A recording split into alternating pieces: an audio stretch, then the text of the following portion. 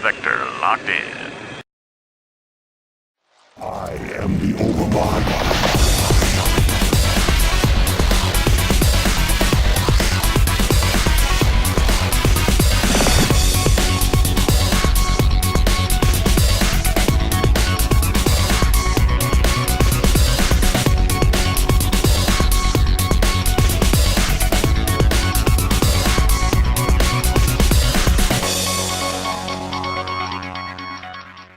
Get down, Nukenites. Get down. Yes, this is day 4 of the OSL Round of 16. Starting it off with Group A, two guys who have an affinity for very short names that start with S. Su versus C. This is going to be played on Gladiator. Now, today is a very special day in the OSL because it's the first day where they have really, really high-stakes matchups, including this one right here. I'll talk about that a little bit more inside of the game because I actually made my Who's Screwed Who's Not So Screwed score sheet, as I like to do every season. Man, this thing is just packed with info, too. I wrote so much down on this one sheet of paper. All the groups, all the standings, all the upcoming games. Like, if C wins, I wrote that down. If Su wins, I wrote that down. So, man, research. I did all this research during KT versus CJ Entus last night, which was a fantastic series of games, by the way. Go check it out on Avac. But here we go. Except, down at the 8 o'clock position in red is Su.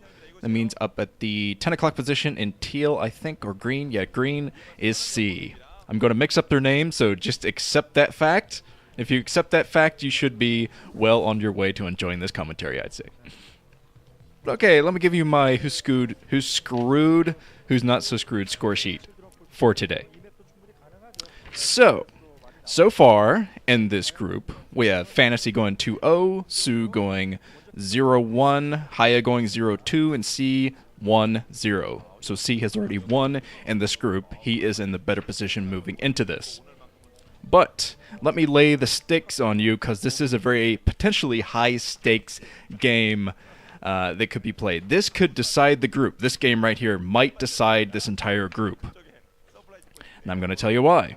If C wins, the group is decided because both Fantasy and C will have the 2 wins to move out. And of course, in day 5, C will play Fantasy. The winner of that will have 3 wins. The loser of that will have 2 wins as well. Hey, USA Brood War fan, represent! Go America, USA! Okay, that's annoying for everyone who's not from the USA. But yes, as I said, C versus Fantasy, winner has 3 wins, loser has 2 wins. So those are a lot of wins. And in day 6, we'll have Haya versus Su. Both of them will have 2 losses. So the winner will have 1 win, 2 losses, and it won't be enough. Not even enough to force a tiebreaker. So if C wins, it's over. And I'll get to do popcorn commentaries of the remaining 2 sets in this group. But if Su wins this matchup after just going for a 12 hatch there, C is walling off inside of his natural. Su finally going to go up there and get the scout on what was going on. He was scouting the wrong direction down to the 5 o'clock position, but now he's going to send a drone up here and be okay. Maybe be able to pick off an SCV, although not really likely. There is an SCV from C here, just still being annoying, looking around. Of course, it seems that Su is very up on his micro here. Oh my god, he's taken this SCV down to red health, I think. So C decides, yeah, this is a little bit too risky, runs that out. But now Su is desperately trying to break the SCV that's building the final link in the chain here at the front. But Su is coming very close to taking out SCVs at this natural. I don't think any longer, though, since the Marine is fending him off. I don't think the drone will be able to get anything done except for dying, perhaps. Hey, that's something. But C is already moving down with 2 Marines to the natural expansion. He's already moving down. And he has an SCV here as well. You see Su is transferring his drones, his 3 drones to the natural expansion. That is standard type of play, and those drones will help him fight off this attack if he can't get some Zerglings out in time. But C going for the bunker anyway, that was kind of ridiculous. Yeah, Su is like, yeah, I don't think you're going to be able to do that. So he runs away, the scouting drone taken down, but C cancels the bunker knowing that he didn't have any SCVs coming in to help out to build that bunker again. So yeah, that's pretty much it. Zerglings pop, and now Su is going to be safe as C is building his refinery. But okay, let me give you the stakes for Sue. If Sue wins, Fantasy is almost guaranteed to move out. He might get stuck in an upper rung tiebreaker, which is a tiebreaker that decides 2 spots. That might happen to him, but he'll still be in a great position to move out, and Haya will almost be eliminated. He might be able to get a lower rung tiebreaker, of course, if C loses again to Fantasy, and if Haya can take down Sue in day 6. Yeah, that would force a lower rung tiebreaker for 1 spot between 3 guys. But that is Haya's only chance if Sue wins. And Fantasy will have a better chance. Fantasy has a good chance no matter what. Obviously, if C wins, he's out. He wins. So he's in the back right now with pom-poms rooting on C. Go C! Give me an S, give me an E, give me another E, C! Yeah, he's not the best spieler in the world, but more Zerglings going to the front. There is a sunken colony. What? Static defense from a Zerg? Surely you jest. I don't jest, and don't call me Shirley. But so at the natural expansion, I don't see the second refinery out yet for C. So he's going to work on his Medica Marines, pushing the front already with a little bit of pressure. And it seems I saw the 3rd hatchery from Sue inside of his main. He hasn't gone out to do the super risky expand yet, and he's put down 2 more creep colonies just in case. I doubt he'll morph them to Sunkens just yet, since he's been keeping an eye on C. He'll know what's up as far as that goes. But Sue's sneaking in, trying to take out an SCV that's building the barracks. Not exactly sure how Sue got past that blockade. I mean, there was a fire bat there, for God's sake. But Sue, I doubt he'll be able to get anything done. The Firebat fending off the Zergling, but at least the Zergling will be able to stay in here, get the scout on everything that's coming up for C. He'll be able to see that next barracks, see how many more barracks that C puts down before he goes into his factory. Very important information. He takes down an SCV. Wow. I did not expect that to happen. 1 single Zergling? Eek. So Sue might actually try another run by with even more Zerglings. But now that the scout is gone, C feels a lot more comfortable to throw down more barracks. He's building 3 more barracks inside of his main to get this big ground army out for the initial push. It looks like one of those creep colonies was canceled, but one came up and morphed into a sunken colony. So Sue does have static defense at the front, but it's just enough, and he saves this Overlord. I don't know how. C has scan soon. He'll be able to take down that Overlord. Not sure if he's going to commit to that or not, since he doesn't know where that Overlord is. It went up to the ridge and disappeared. But the +1 upgrade for the Marines and the Firebats working for C at his engineering bay. And here comes the Spire from Sue. Now Sue is in he has kind of a positional advantage in this game now, because he can send his mutas straight to the main. It's a straight shot from his natural and his main to C's main, and C is going to have to be very mindful of this. It's not very likely that Sue will try to go for the natural expansion first. So C, I think he's caught on to this, though. He's saying, yeah, oh, the Hydralisk Den coming up already. Oh, obviously, for the Lurkers to defend this 3rd base. Going to need those at the choke. Yeah, but C knows that Sue is going for that main first with his mutas, or that's the most likely play, so C could definitely shake it up to try to be annoying, but that would be such a long shot around. It would give C even more time to build turrets. So yeah, going for the main is the most, it's the most predictable, but it is the most viable thing to do here, and C has established a big perimeter of turrets, kind of strangely placed turrets. He has them kind of spread out all over the place, but they're there nonetheless, so Sue should be fended off for the time being. A bunch of turrets, 4 turrets, in fact, picking at these mutas, and C pulls back just in time with his Medica Marines to get even more damage on those mutas. So he's done pretty good anti-muta so far. He'll probably have to scan soon, see what else that Sue might be up to. He's going to find that Hydralisk Den and know that the 3rd base has got to be out there somewhere. Not sure if he's scanned the 3rd. Oh, I think he just scanned the 3rd base. Wow, talk about good timing there. When he scanned the 3rd base, he knows where it is. That's great information to have. He's not going to be in the dark about where to attack next. He's going to go right for that 3rd base, since it is a completely undefended. Obviously, the Lurker upgrade not done yet. So if Hydralisk managed to work their way over there, they might not even be able to turn into eggs by the time that C gets down here. Of course, Sue's job is going to be to keep C away from that base as long as possible. He can sacrifice some mutas to do that. He needs to get up that 3rd base, needs to get that going. But C is kind of working the long way around just so he can kind of bypass here, sneak by. He's doing a pretty good job sneaking right now, establishing the high ground. Like I said, Gladiator as a map, the windmill of high ground areas. Very difficult, very complex to hold that high ground. You're going to make it very difficult here, but a nice pincer attack from Su. He actually does it. Man, that was surgical and precision there. And C's second team of Medic and Marines wasn't even close at the time. He was trying to send that to the natural expansion to attack that while he attacked the 5 o'clock. But that plan fell through, so C is retreating. Oh my god, retreating back to the natural expansion. Realizing that, wow, my plan did not work out at all. Time to come up with a plan B. And yeah, he's fallen back to that little high ground sliver so he can fight back these mutas. But Su is intent on pushing forward with his lurkers. He might even push this all the way to the natural if he can. Coming up with more lurkers, just trying to get C to attack those mutas, fall into the lurker trap. And there's one single circling, running by, getting the scout. Yeah, but C is going to be stuck in 2 bases now for a lot longer than I think he wanted to be. Obviously, he's not going to be able to attack that 3rd base for a while. Su's coming in with his lurkers again, using those as the big attacker here. C scans, trying to get the surround and everything. This is going to be kind of tight, I think, but he might be able to do it. The Marines running out. There's still a lot of mutas left, but both players back off. I think that Su could have cleaned up C's units there. He had a lot of mutas still left. They might have been, Greater Spire from Su. Guardians. Guardians not once, but twice in this round of 16 so far.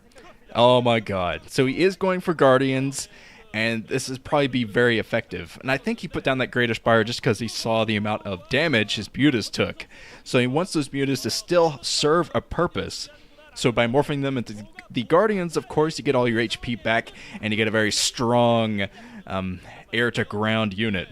So I think he'll probably morph those to the southern side of C's main, and then start attacking the main that way. Go after the very important production buildings. And of course, he could help him defend his 3rd as well, but I don't think that's what he wants his plan to be. He might have to back off for a plan B for that, but C right now still picking at those mutas quite a bit. The lurkers are in position for another big pincer attack. If he pulls in with his mutas, goes over there with his lurkers at the same time, got the fall back or attack with the lurkers. Can't just sit there now that C has the siege range. Okay, here are the Guardians. The Guardians are going to be used for defense now, and I don't think that C is going to see this coming. Dear God. Yeah, I don't think he's going to see it coming at all. Since the Guardians are morphed inside the main, C is going to be scanning the natural expansion, seeing what's going on. He might catch the side of that cocoon. But either way, C is going to be in for a bad day. Once the Guardians, he's going to spot the Guardians now with the Science Vessel. He radiates 1 Guardian. But the rest of the Guardians in the back picking out the Dark Swarm coming up at the exact same time. Looks like C, I didn't even notice that he was working up to consume research and all that. Yeah, that was ridiculous. So Su coming in, a big attack, and now he's going to try to push C back to his 2 bases. C is still only on 2 bases, and this is going to spell doom for him if he can't get a 3rd base after defending this. Because Su just got his 4th, the natural expansion down at 5 o'clock. Guardians coming in. C trying to get us surrounded that 1 Guardian. Guardians don't have a whole lot of HP, so as you can tell, they're very easy to take down. But they're so freaking powerful. Freaking not acid spores, that's devourers. What are they called? Some kind of spore. Definitely some kind of spore. Might actually be acid spores. No, I don't know. Yeah, I know the acid spores are on devourers, but I doubt we're going to see devourers in this game. Somehow I doubt that. Of course, seeing a devourer take down a science vessel would just be the capper on this game, man. So the Guardians be forced back yet again. There are 3 Guardians left that I see, but yeah. The drum of war still pounding here for Su. He's still pushing forward, and I think he has the troops to do this. But C is broken through to the natural expansion of the 5 o'clock, where Su has established his 4th base. Probably going to be able to take that down if he can snipe the Nidus Canal. No! Dark Swarm just in time for Su. And I think he had troops coming out of the Nidus Canal to defend as well. Here comes the Guardians, still pushing the front. C getting behind that base so he can probably be able to at least snipe the Dre. He snipes all the drones, and he's going... I'm surprised he didn't snipe that Defiler. Why didn't he snipe that Defiler? Ridiculous. But 2 more Guardians being irradiated up at the natural expansion of C, and C is in dire straits. Yeah, there's his 3rd base. He's going to try to float that over. I don't know how successful this is going to be, though, because he's barely holding on to his 2nd base, his natural expansion. He tried to move out there with a grouping of troops to take down what Su had, but he wasn't even able to do that. 2nd evolution chamber coming up now for Su, going to work heavily on those ground upgrades. And the ground upgrades probably means, yeah, he's just going to go freaking crackling on on C now. So C floating down with his command center, going to try to establish his 3rd base. Easier said than done. All the Zerglings actually sniped the mines. That was kind of stupid. Well, not stupid, but ridiculous in its own way. But here comes the contain yet again from Su. He's trying to get up there with his contain. He's got to probably wait. Yeah, there's the Defiler. I was going to say he has to wait for that Defiler to come up so he can get a little bit closer with this. The Siege tanks are going to take out the Zerglings, but Siege Splash cannot attack Lurkers underneath a Dark Swarm, at least burrowed Lurkers. So this is going to be a very bad... Oh, this is going to be so difficult for C to hold at this natural now. The science vessels... still at the front. One was taken down, but the Defiler now trying to get up here close. There's still one Lurker that I saw underneath the Dark Swarm that is attacking everything at the front. Now Su, he has 2 Nidus Canals there at the front of his natural expansion, just to kind of ferry over to his 3rd and 4th bases. And now he's trying to get closer here. Mines! Oh, dragging into the reinforcement Lurkers. So C might be able to hold this, barely hold this. It took a lot of losses here at his natural expansion, though, and like I said, he hasn't been able to establish his 3rd yet. Last I saw, he was floating down to the 9 o'clock, and yeah, I still see that on the map floating down, but I have no idea how he'll be able to take that and hold it. He's moving down right now, trying to lay some mines around. That's his plan, trying to lay the mines around ultralisk cavern. That's what the ground upgrades were for. Ultras going to pop soon, and Su has 4 gas, so he's going to be able to support them for quite a while. Of course, eventually he's going to have to take his 5th base if he wants to support Ultras for a little bit longer than a few minutes. But yeah, the Ultras are going to probably doom C, because C just now got up his 3rd base. His economy is kind of dwindling when it comes to what he wants to do with his troops, basically. He needs a lot more tanks out. He can't really afford that right now, so... Yeah, but he has established his 3rd. C has established the 3rd, so if he can get a nice defensive perimeter there... Oh god, Su is going to do a drop as well. Looks like he just saw that with an Overlord, coming up with another Overlord to do a drop of... probably a couple of Lurkers. Oh, the Defiler and the Zerglings. Kind of unconventional there, but he does have 1 Lurker underneath that Dark Swarm. So C, not even pulling away with his SCVs, going to get absolutely completely destroyed at that 9 o'clock base. There's a plague of 3 Marines, not entirely successful plague, but at least it took down some of them. Oh, see, I didn't even notice that he had taken his inside mineral-only base, so that would be C's 4th base over there at the 9 o'clock position. Yeah, I forgot about the mineral only, but he needs gas. C desperately needs gas to support his tanks and his science vessels. Fighting uphill, finally taking down the Lurker, though. There are a bunch of Lurkers coming in to clean this up, so Su cleans up the troops that were out there from C.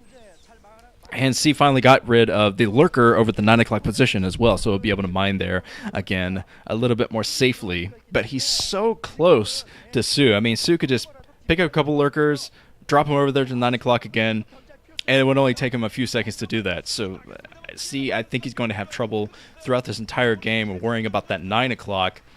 The mines are working well for him, maybe. Oh, the mines getting close to dragging into those Marines, though. So here comes some Ultras. Ultras pushing the front with Hydralisks. It looks like Su's not even morphing into Lurkers anymore. He wants to push up with Hydras to take out the tanks. He knows the tanks are going to be the big threat in this game, so he's got to take them out. Mine drags into the Ultra and takes down the Ultra. But C, he has reestablished his 9 o'clock, transferred over with a few more SCVs to mine there after all of his SCVs got destroyed by Lurkers. And he has a pretty nice defensive perimeter of tanks, but he lost, I think, one of his last science vessels. I don't know where all of his science vessels are, but he needs to bring them together to fight back these ultras. You can't really fight ultras without irradiate. It's just extremely difficult. You can rely heavily on your mines, but that's kind of rolling the dice a bit. But here comes another drop from Su coming in with kind of a doom drop. A lot of overlords filled with troops dropping on top of the tanks. Of course, a bunch of overlords were taken down there, so I don't think this is going to be not going to be a successful drop. So C defends, and that's actually a good attack from C, well, good defense from C anyway, and that's going to get him a little bit more back into this game. But he is still on the defense. Su taking the 6 o'clock position now to support his ultralisk tech. So that is Su's 6th base. He did take his own mineral only as well. It's hard to tell on this map when the players take their mineral onlys, but he took his mineral only. That's going to help him a lot with the ultras as well, since they are very gas intensive, very mineral intensive unit. So if you want to go for an ultralisk build, by God, you better have access to other bases coming up. So C radiated an overlord, rather. Not exactly sure why. He's got to save those up for ultralisk. But yeah, it's the ultras coming out, just warping through the Nidus Canal, squishing through the Nidus Canal, I suppose. Barely able to fit through it. But here come, I see one more ultra and a bunch of lurkers that are probably going to die to mines on top of this. C running into a huge mine trap, but I think he'll be able to do this anyway. Nice dark swarms from Su, going to push this all the way into the inside. Mineral only, so I think he'll be able to take this down pretty easily, just looking at the amount of reinforcements he has streaming up. Yeah, dark swarm everywhere. 4 dark swarm, just a big line of dark swarm to this base. And yeah, C's not even going to be able to save this command center. I think there are hydralisks in to pick at that command center, but no, Su has devoted all of his energy to dragging mines into the tanks up with a natural expansion. Most of the troops is kind of hanging there. C, very sadly, talking to himself. Like, oh, God, I hate Su. His name is like mine, but it's 2 letters off, and I hate him. So, okay. Goliath's coming out now. See, it was trying to transition into mech. And this is actually the second time I've seen a Terran player trying to transition into mech, GG, and failed to do so because they get attacked by Guardians. Excellent. Excellent, excellent. So the group is not decided now. We have 2 more days of high-stakes games in Group A. And hold on, I think I have something caught in my throat. Oh, sorry, was choking there, see. Wasn't symbolic at all, no. Okay, guys, moving on to Group B.